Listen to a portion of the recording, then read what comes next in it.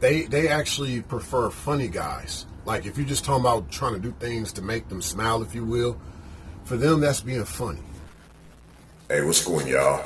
It is yours truly once again. In regards to the feminine hating nice guys, well, I mean, they actually prefer funny guys. Like if you're just talking about trying to do things to make them smile, if you will, for them that's being funny. You know what I'm saying? Like, and that's actually a double entendre, what I just said. To them, that's funny. What I mean by that is you trying to do something to make them smile. They might see you being corny. You know, you trying to call yourself being romantic, I guess. They might see that as being corny. But to do something to make them smile, to them, that's funny. Well, they would prefer you actually being a funny guy versus a nice guy. Now, a real woman versus a typical female actually wants a guy that is nice because she doesn't really see it as a label that you're a nice guy, even though, hey, I mean, I don't see anything wrong with that in this day and age because there aren't that many guys that are nice for whatever reason.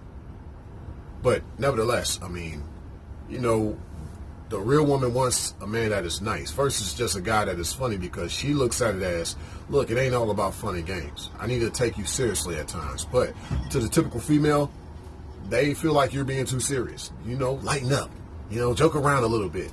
It kind of reminds me of 50 Cent's song, 21 Questions, where he said, I'll do anything to make you laugh. You know my style. I'll do anything to make you smile. And for them, that's just being funny, you know? Like, and you look at a lot of social media out there, whether Instagram, TikTok, Facebook, YouTube, who knows. But a lot of guys that are like comedians, they got a massive female following. If you look, a lot of them be following those dudes. It reminds me a little bit of back in high school. Like, if you weren't the jock or if you weren't the